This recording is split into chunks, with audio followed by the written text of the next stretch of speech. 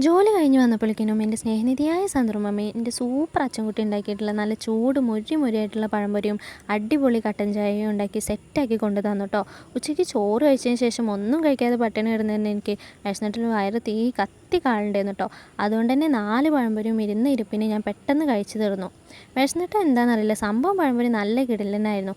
അല്ലെങ്കിലും പണ്ടേ അമ്മക്കുട്ടി അച്ചൻകുട്ടി കുക്കിങ്ങിൻ്റെ കാര്യത്തിൽ ഇഞ്ഞില്ല കേട്ടോ. പഴംപൊരി നിങ്ങൾ ഉണ്ടോ? ഇല്ല അമ്മ.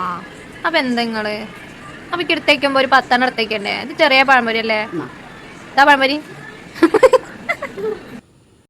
ഇനി ഇവിടെ ഒരൊറ്റ പഴംപൊരി ബാക്കിയില്ല എന്ന് അമ്മ തറപ്പിച്ച് പറഞ്ഞതുകൊണ്ട് തന്നെ എനിക്കൊരു കാര്യം മനസ്സിലായി, ഇനി ആ സീറ്റിൽ നിന്നിട്ട് കാര്യമില്ലെന്ന്.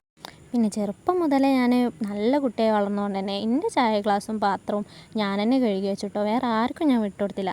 സംഭവം അതൊന്നല്ല കേട്ടോ ഗൈസ്, ഇല്ലെങ്കിൽ അമ്മ ചോറ് ഇല്ല എന്ന് പറഞ്ഞു, അതുകൊണ്ടാട്ടോ. പിന്നെ നമുക്ക് വേറെ വഴിയില്ലല്ലോ.